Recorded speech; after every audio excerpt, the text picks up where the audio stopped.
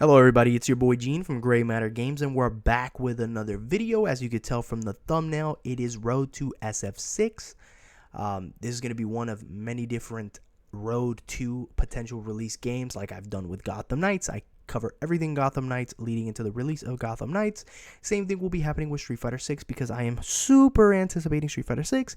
And if you did not see my video from a couple days ago, which you will see above your screen, a link to it, it is about fighting game and getting casual people into it and introducing them to this genre that is very small.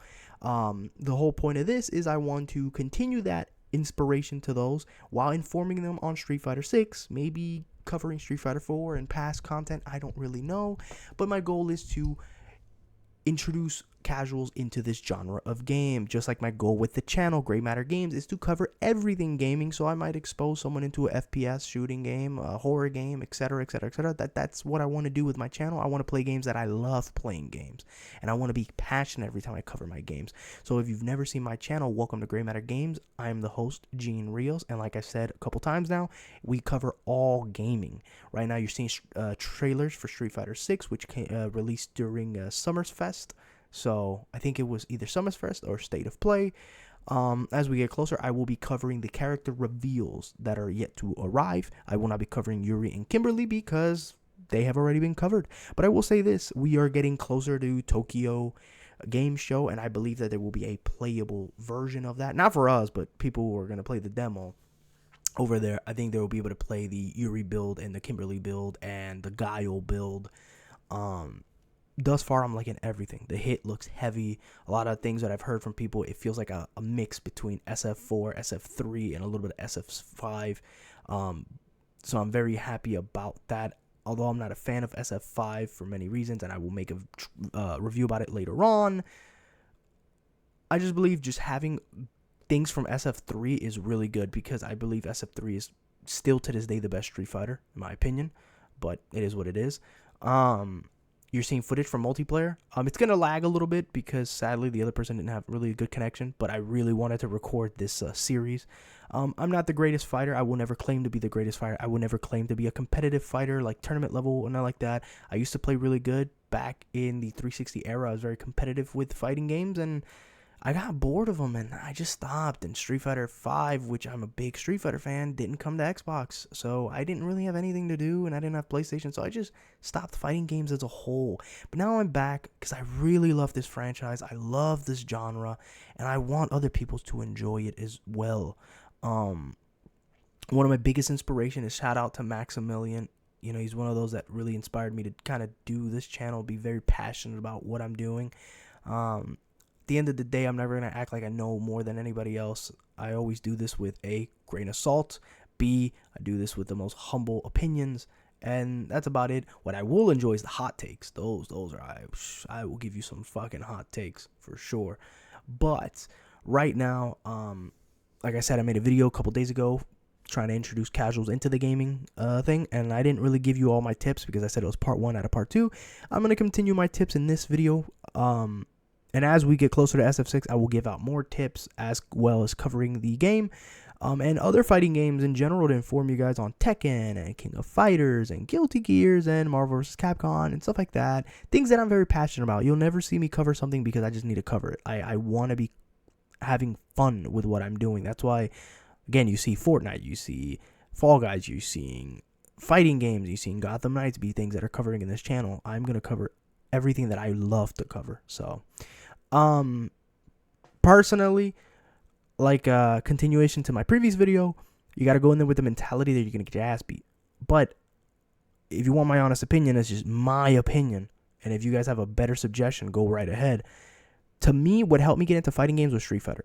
It was because, yeah, Street Fighter had a complexity to itself, just like every fighting game has a complexity, but I felt like Street Fighter was the most lenient way to get into it. You know, SF5 doesn't really help, but Street Fighter 4 was a really good way to enter the franchise.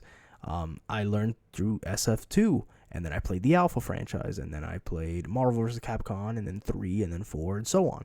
But I think SF4, if you can get your hands on SF4 and play, you know, with the computer to kind of understand the basic version of the characters, then that's great. You get to understand the fundamentals. And the same thing with SF5, although it is more complex. I will say this. play the practice mode so that you can understand distant managing the hit registration, etc. And you get to go into trials. You'll see that a little later in the video. Right now is a little bit of multiplayer. I would say this. I've said it again. I'll say you're gonna see me get my ass beat in a lot of these videos, and you're gonna see me do some really good stuff. And I'm proud of either or, because one thing you guys have to understand, you have to accept L's. L's will be the biggest learning curve on how to get better in fighting games. In my opinion, it helped me get better. One of my favorite characters was, as of right now, one of my favorite characters is, what's the name of the one right here? Kanzuki. Kanzuki is one of my favorite characters. But it is what it is. To other people, Ryu is the best, and I understand that, use the main protagonist and try to master him first, because the game is revolved around the main protagonist. So if you can master him, you will be able to master a lot of other characters. Right now, Kanzuki is the one that I'm trying to master because I genuinely like her, but that's just me. Go into practice mode. Before you go into multiplayer, unless you're really, unless you're familiar with fighting games, go into practice mode. Learn the range, what hitbox, like how many lights can you do before the characters push back and the hits don't count. Key to success for casual players in general, if you're a casual person, if you're just trying to play the game to have fun, key to success is mixing up lights and mediums. Light punches, medium punches, light kicks, medium kicks, light punches would have medium kicks, etc. Like light and mediums have to be mixed. If you're going to do a competitive multiplayer or tournament level thing, then yeah, you got to learn how to mix light, medium, and heavies. But overall, it's all about mixing those buttons. Not necessarily spamming them, but mixing them and making the right reads, and then eventually being able to understand and predict the opponent's movesets. It's kind of like a fast-paced chess in there. Right now, you're seeing footage of practice mode. That is what practice mode allows you to do. You're able to understand how many lights you can hit, how many mediums can you hit before you're pushed back or they are pushed back to the point where you can't touch each other. That helped me understand range in here. Then you go into trials. Trials is where you'll learn the combos, the super moves, and how to pull them off. Note to self, this will not help you in multiplayer. Let that sink in. This will not help you, but that's fine. This, to me, what helps me in all fighting games is understand the fundamentals. What punches work with what kicks in here. What super moves work with what other super moves. What super moves don't have recovery and what do and stuff like that. That is what helps me fundamentally understand each character. And don't get me wrong, if I can land this combo in multiplayer, that's amazing for me. Which some do and some don't, but most of the time it doesn't land. But that's not the goal with these trainings. It's just to understand the character's movesets.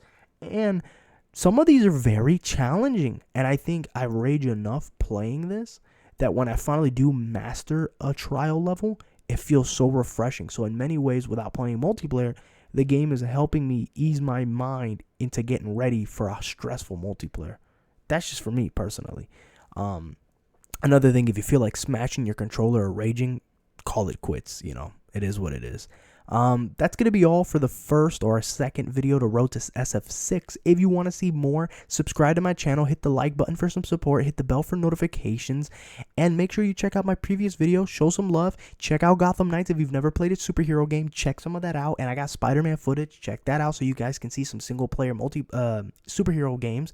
I have a couple Call of Duty videos, which I will make heavily going into Modern Warfare 6, Modern Warfare 2, Modern Warfare 6, Modern Warfare 2, and so on and so forth. That's going to be all, guys, for today. I'll catch you on another video. This video will go up very soon. Until next time, peace.